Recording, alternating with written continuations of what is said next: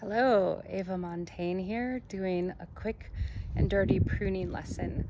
I'm at a friend's house in Denver, Colorado, and I'm looking at this tree. I'll point out some things in a minute to show you why I'm doing what I'm doing. I'll walk you through it a little bit. Okay, hang on.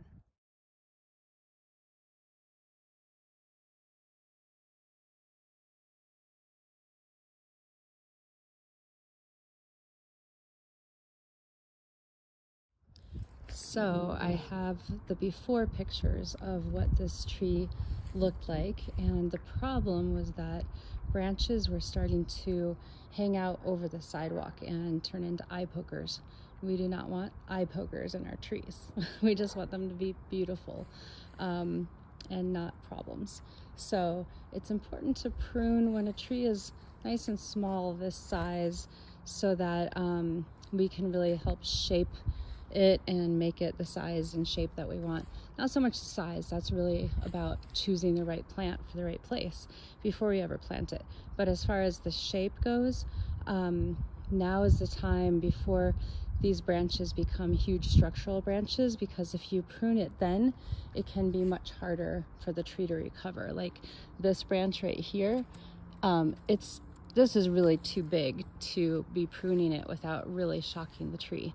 But these small branches that I've been pruning, these are a great size right now to cut, and it's let's see, it's mid-March right now.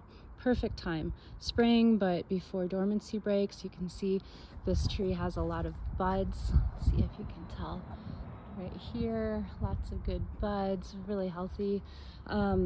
And you know, a sure sign that a branch or branches are going where they're unwanted is when people prune them in sometimes stupid ways like this, like a random tip that's not at a good junction. There's a stub sticking out.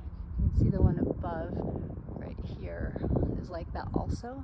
And so I'm just looking at normal average human height and what's going to be a potential problem. So let's see if I can show you.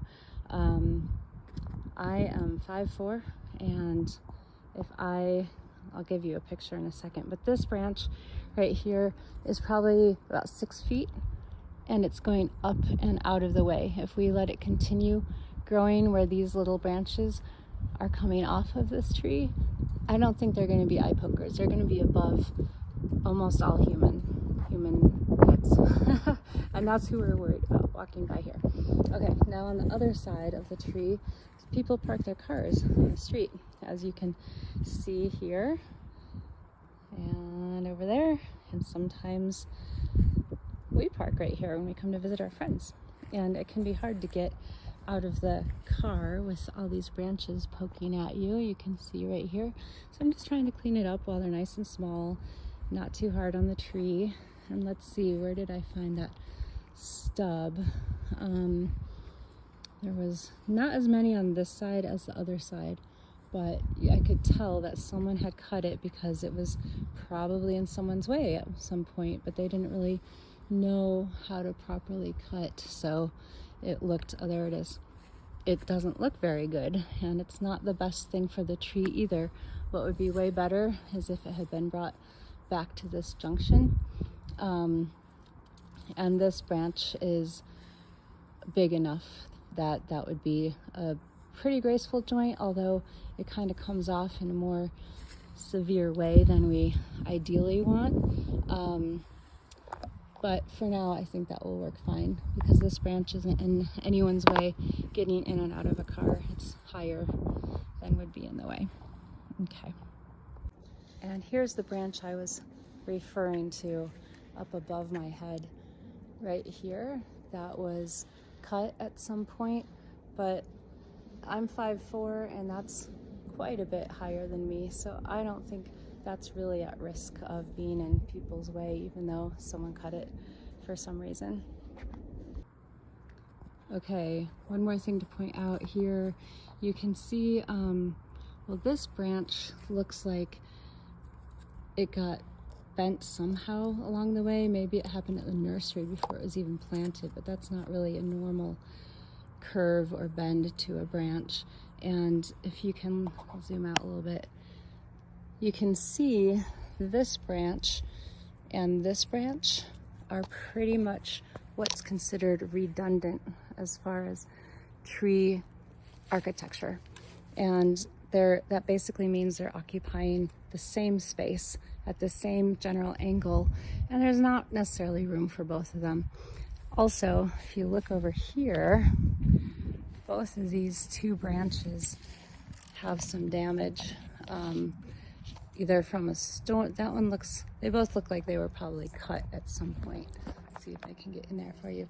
It looks like just a not very skillful cut there and here. And so either of those could be good candidates to remove because of the awkward cut and because of the redundancy. But I think this one seems a little more congested. And if you zoom out over here, this branch is starting to come out into the way of where people will park their cars. And as it gets bigger, it's likely to hang over more and be more in the way. So I think this branch is a good candidate for removal. Generally, it's a good idea to prune out branches that are going the wrong direction. Like this one is going down. You really want your branches to go up. And this tree, just the form of it, has a lot of these that are wanting to go down.